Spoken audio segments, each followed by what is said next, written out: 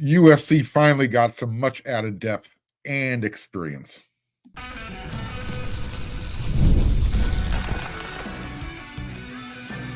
You are Locked On Trojans, your daily podcast on the USC Trojans, part of the Locked On Podcast Network, your team every day.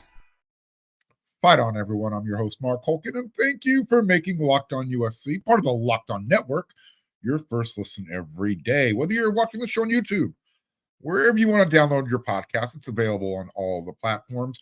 This show is free, and this show always appreciates your support. So the Trojans needed more depth and experience. And on Tuesday this week, they got some. I mentioned earlier on a previous episode of Locked on USC that the little nugget that Scott Schrader from WeAreSC.com dropped during the holiday weekend. Well, it happened. USC got another wide receiver. His name is Charles Ross. He's from San Jose State University. Yeah, he's a local product. He's from Culver City. That's where he played high school. And he's coming back to LA as a redshirt senior. So, again, added depth and experience. Let me clear this up for you real quick. No, he cannot play nose tackle, and no, he cannot play offensive tackle for the Trojans. Okay? So now that we have that out of the way, he's bringing a ton of experience, right? And that's what the wide receiver roster really needed. This is why he said he's choosing to come back and compete, play for USC. All the coaches from USC showed me that they just don't care about the business side of football. They care about you as a man, too. Coach Dennis Simmons definitely will improve my game, and the proof is in the pudding. Coach Riley will definitely put me in positions to win to the best of my ability. They both played a huge part in my commitment because they both will take my game to the highest ceiling that there is. So as USC is going to actually be Charles's third college team out of high school. As I mentioned, he played at Culver City, and then he signed with the Nevada Wolfpack out of school.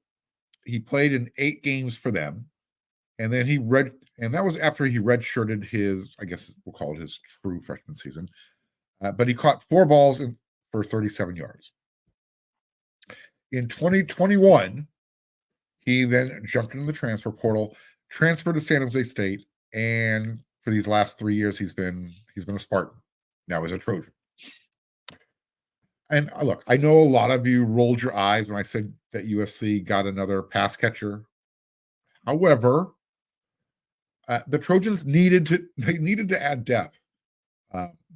If you don't remember, this spring, heading into spring camp, USC had 7 scholarship wide receivers. So what they did is they added Charles Ross, Kyle Ford, and Jay Fair, the wide receiver from Auburn. Charles has 1 more year of eligibility left. Jay Fair has 2, Kyle Ford 1 more. So like I said, they needed more guys. 7 scholarship roster players at wide receiver going into the spring. And one of those, he was a true freshman, Xavier Jordan. I mean, talk about wide-eyed. You had sophomores and a couple of upperclassmen and Xavier Jordan. So, I mean, let me put this into context. If they needed a 2 deep for their 4-man wide receiver lineups, Josiah Zamora was the next guy up, preferred walk-on. So now USC has 10 guys on scholarship that are playing wide receiver. Zamora probably deserves one too. Again, I've mentioned that USC has a few open spots left. Coach Riley likes to, hold on to those, give it to 1 or 2 deserving players. Josiah might be a candidate. Stay tuned. So Charles Ross, he's coming to USC. He's 6'2", he's 175 pounds. You might remember last year when San Jose State came to the Coliseum. Well, he had a decent game. He had 5 catches. He had 62 yards. When I watch him play, look, he's not as tall as Jacoby Lane, but he kind of reminds me of Jacoby a little bit. His game is similar.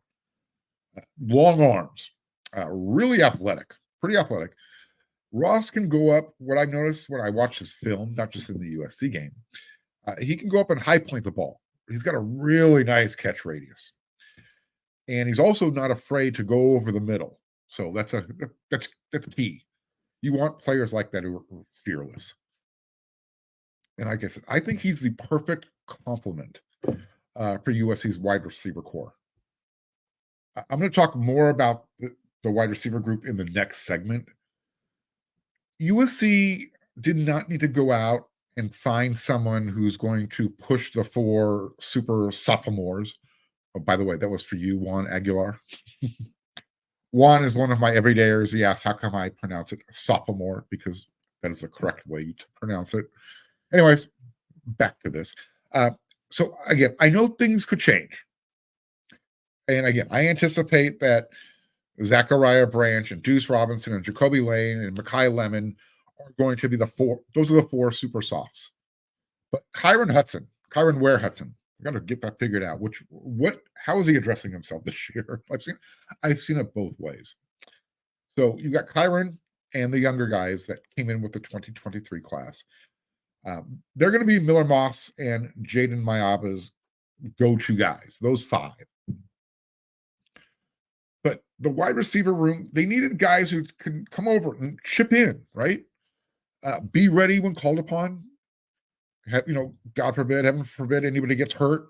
Knock on wood that nobody gets hurt. You have guys that need to be ready to step in. Ross fits that bill. So does Kyle Ford, Jaden Richardson, who was available during the spring, the transfer from Tufts University, Division III, and Jay Fair, who came in after spring camp, the transfer from Auburn. So what am I saying here? What I'm saying is USC now has a full complement. You've got a great mixture of youth as well as experience. The numbers are what's important. And I'll just do what, I'll say like Depeche Mode said it in their hit song. You've got to get the balance right. And that's exactly what Lincoln Riley did when it comes to the wide receiver room, filling up those roster spots. I don't think they need any more now. Wouldn't surprise me if they went out and got another one, but I think 10, 11 is probably enough.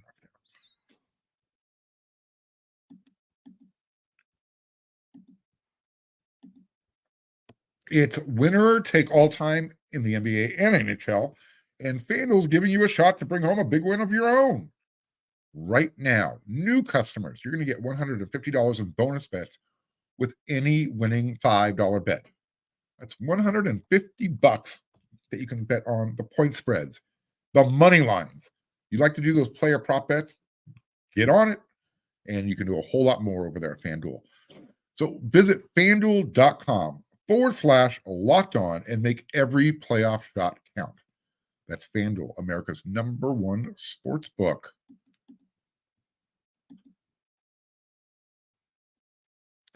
It's winner take all time in the NBA and NHL. Oh, I've already done that, haven't we? Anyway, I apologize. Are you watching Fox or ESPN on your TV all day? I have to turn down the volume with all that shouting. Let me ask you, make the switch to Locked On Sports today. It's a free 24/7 sports streaming channel programmed for you every day to bring you the biggest stories without all the screaming. And Locked On Sports today brings you can't miss analysis. It brings you opinions and it brings you news. And it's streaming 24 hours a day, 7 days a week on YouTube or the free Amazon Fire TV channels app, part of the Locked On Podcast Network, your team every day. All right, so let's stick with the wide receiver group here. I guess, as we covered it in the first segment, now that they've got plenty of bodies, they got a good balance of youth, experience, lots of depth. I have 3 questions heading into the summer that we need to talk about, specifically about the wide receivers. There's probably more than 3 questions, but these are the 3 that I came up with. If you had a question that you want to talk about, hit me up in the comment section. By the way, if you're watching on YouTube, do me a favor. If you haven't, become a subscriber, smash that thumbs up, hit that bell notification button. That way you won't miss an episode, and you will continue to help the show grow. All right, so here's my first question about the wide receivers. Who's going to be the go-to #1 guy? In year one of Lincoln Riley at USC, Caleb Williams, quarterback, he kind of got to rely on the transfer Jordan Addison whenever you needed that, key play, pick up a first down, whatever. Caleb would find Jordan Addison. Both of those guys are in the NFL, right? Jordan was selected first round, Minnesota Vikings. Caleb was just recently number 1 overall, Chicago Bears. So with Addison gone last year in 2023, I think it was understandable that I guess the wealth was going to be spread out a little bit more with the wide receivers. You didn't really have a true number 1 guy. Now, the Trojans, they are NFLU, but they originally they were known as tailback U. Now they're kind of migrated over to wide receiver U, and it's because there's always somebody working to be the next wide receiver drafted.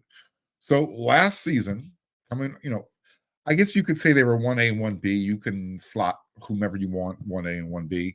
Taj Washington, Brendan Rice. They led the team with 59 and 45 catches, respectively. Both of those guys are now in the NFL. So Taj had 59, Brendan had 45. Now, USC's 2023 recruiting class, I've spoken about them. They played more of a supporting role last season. I keep talking about the receivers that keep moving on because they've been drafted. Well, all 4 of those guys are going to be drafted. Fortunately, now for us, Trojan fans, that threat doesn't start until after the 2025 season because that's when they first become eligible. They'll be 3 years out of college. So, recapping, Lincoln Riley, Dennis Simmons, they brought in the top wide receiver recruit, Zachariah Branch, the top tight end recruit, Deuce Robinson in 2023. The former was the number 4 overall recruit, and then Deuce switched to wide receiver. And then you also have Mekhi Lemon, top 40, and probably the most underrated player in USC's class, Jacoby Lane. So he could actually end up being the best of the bunch. So it's not that USC needs a true number 1 wide receiver, Miller Moss or Jaden Mayava, to rely on. Miller Moss is going to be your starter. But when Mayava's in the game, you don't need a true number 1. Not when you've got that kind of skill that you can spread the wealth around. The larger question is, how is Coach Riley, how is his play calling going to keep what I would consider 4 number 1 level type of receivers happy when there are only so many throws available in the game? After the spring game, I brought this up before, but I'm going to give you the exact words. Coach Riley talked about the growth and the development of his group. He said, they're doing well. I think all of those guys, building on how they played in the bowl game after the spring game, not just getting their opportunities, but the quarterback position is probably going to be played a little bit differently. I know we talked a lot about it after the bowl game. It's a little bit more traditional.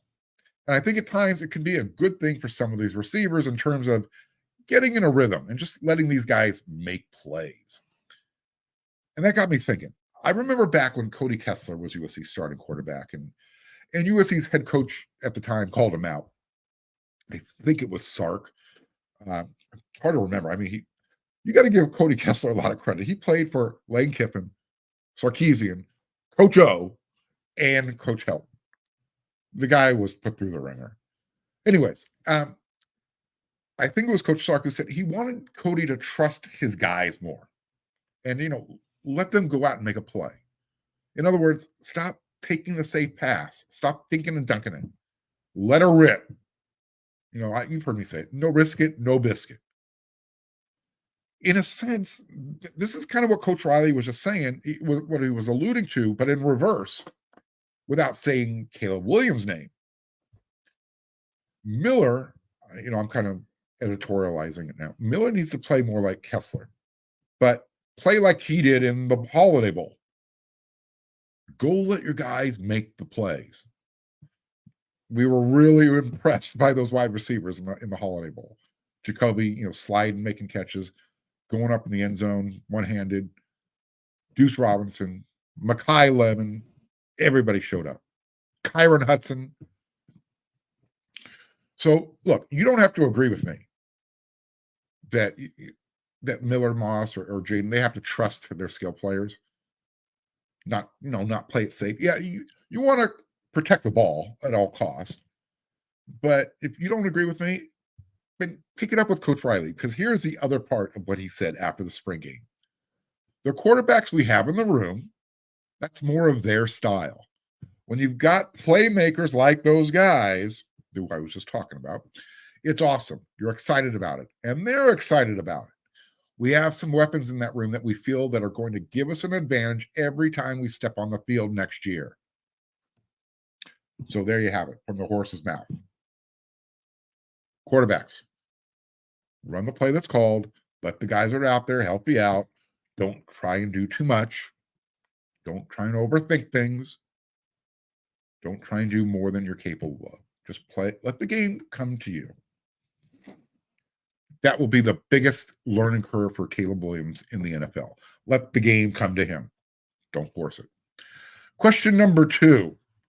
Is there enough experience with the wide receivers? Well, I think time will tell. Like I mentioned previously in the show, the 2023 wide receiver recruiting class might go down as one of the best ever at USC. Talked about Branch and Robinson. Those were the big names. But, after Jacoby Lane and the way Mekhi Lemons showed up in the Holiday Bowl, they're a number one guy on 90% of the rosters in America. All 4 of them are, but those 2 specifically. So you got those 4 super softs. They're going to form the core. What's now? It's become a really deep group of wide receivers. Again, just a reminder: Trojans had 7 scholarship guys going into spring. 1 was a true freshman. I mean, you had all those transfers that left. I mean, the cupboard was. You hate to say the cupboard was bare when you have that much talent returning, but numbers-wise, the cupboard was bare. Rayleigh Brown, gone, Arizona State. Mario Williams, gone, Tulane. Michael Jackson III, gone, Georgia. Dorian Singer, Utah. The one who stuck around with experience, the receiver with the most experience right now on the roster is, well, until the transfer showed up, was redshirt junior Kyron Ware-Hudson. In his 3 years at USC, he has 34 receptions, 345 yards, 5 touchdowns. He's got a tackle, plays a little special teams. He even blocked a kick. He's done that in 28 games, and he started 3 times. So then after Kyron, the most experienced wide receiver in the room was his high school teammate at Mater Dei, preferred walk-on, Josiah Zamora. So again, the Trojans not only needed more wide receiver depth, but they needed a few guys who'd kind of been around the blocks, seen some action in the games. That's what happened. It began with Jaden Richardson. They brought him in during the winter transfer window. And, since then, USC's added more guys with experience. Kyle Ford, who, don't forget his mea culpa. You have Jay Fair, the transfer from Auburn. And then the most recent one that we talked about in the first segment, Charles Ross, San Jose State. I think, yes, they should have enough veteran presence just to kind of help the underclassmen see things that maybe they haven't seen before. Remember, we have a lot of, and I hate using those words, but here, you guys like to use the word expectations. There's a lot of anticipation for Zachariah, for Jacoby, for Deuce, for Mekhi, for Kyron Hudson. But now you've got more veteran presence. So the 4 sophomores who USC is going to lean into a lot this year, there's still stuff they haven't seen yet in their career. Now you got guys who have come over. They've seen it. They can kind of explain it when it shows up. Question number 3 with the wide receivers. I'm not sure if it's a question as much as more of a rhetorical statement. And it's something that Travis Dye said, and it applies here with the wide receivers as well. No blocky, no rocky, right? Travis Dye, when he said that, he was talking about what it takes for the running backs to see the field. You want to play on Saturdays, you better be willing to block. I mean, his message was very clear. If you want to carry the football, then you better be willing to block for the guy who's carrying it when you're not. If you're on the field, do your job. If it means pass protection, or again, blocking for the guy who you share the room with, got to do it. One thing that USC's wide receivers have excelled at under the tutelage of Coach Dennis Simmons and Luke Heward um, is their willingness to block with their teammates. And again, it doesn't matter if you're big and strong like Brendan Rice, medium sized like Jordan Addison, or if you're one of the smaller, crafty guys like Taj Washington. The Trojan wide receivers, they have all shown a willingness to be selfless and to block. Okay. So it's the skill level for USC's wide receivers, it's without question. What we need to find out in 2024 is among this group, who are the willing blockers? Because if they're not going to block, they're probably not going to see their time on the field. They're going to be standing right down the sideline next to the coaching staff. And if they're wondering why, the coaches will tell them, hey, get out there. Show how physical you can be. Be a teammate.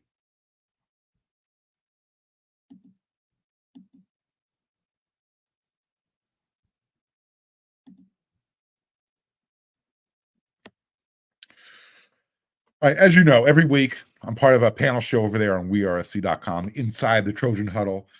And the host, Chris Arledge, who's still filling in for Greg Katz. Hey, Greg, we're rooting for you. Get back already, man. We need you. I need you. I'm getting cheated. Go watch the show. You'll understand. Go watch it when you're done with this episode. We'll be done here in a few minutes.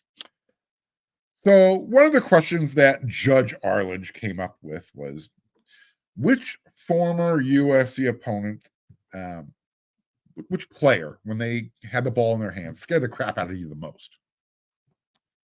There's been a few over the years. First person that always pops into my head, because I'm still not over it. Will somebody please tackle Tony Rice? Yeah, that 1988 game. Anyways, Tony Rice, Tim Brown, Rocket Ishmael, all those guys from Notre Dame immediately pop into my head. Every time USC played Notre Dame and those guys were involved, it's like, head down, hope you can keep the ball out of their hands as much as possible. So then I started going down the list of USC's rivals. Which players used to bug me, used to get under my skin? Well, let's start, how about Stanford? You get Andrew Luck, Christian McCaffrey, yeah, Toby Gerhart. I love to hate those guys from Stanford. I'm sure they're great people, but when they were wearing the white and the red, and they had that big S on their helmet, hated them. I hate the tree. Yeah, USC's other rival, UCLA. Yeah, school out west, called the South. Cade McNown. He wasn't special, but he never lost to USC. He always had a way of just doing something at the right time when he had the ball in his hands, and I hated him for it. Skip Hicks from that guy, the bile still comes up.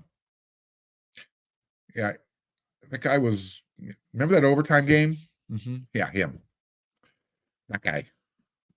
Jonathan Franklin, another running back, used to have a pretty good time against USC. Now, my buddy over there at wearesc.com, Eric McKinney, he brought up the name Kewan Barner from Oregon. I understand why. Dude had a great game against USC. I mean, a really good game. Like 340-something yards type of game against USC.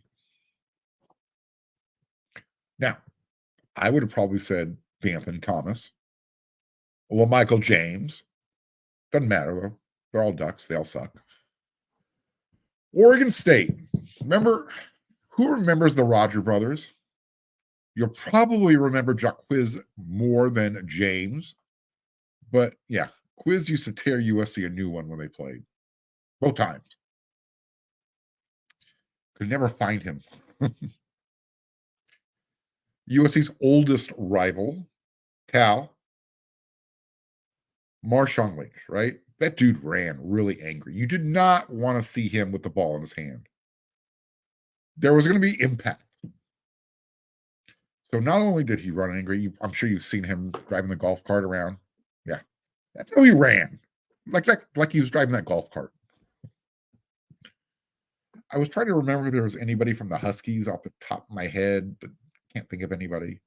Same thing with Arizona State, Arizona. No one, not really. Utah, yeah, you know where I'm going with this one. They've got a quarterback who's never lost to USC. Cameron Rising. He's coming back again this year. Fortunately, USC does not play Utah this year. All right, so who did I miss? Hit me up. Tell me if you agree with these guys. There's a lot of players out there who have done some damage to USC over the years. And I'm sure I'm missing some players. But again, just doing this off the top of my head. And as you get older, things slow down. Wish time slowed down. Anyways, that's it for this episode of Locked on USC. I'll be back with another episode tomorrow. And oh, by the way, got a special guest coming up later this week. So until then, everyone, you know what to do.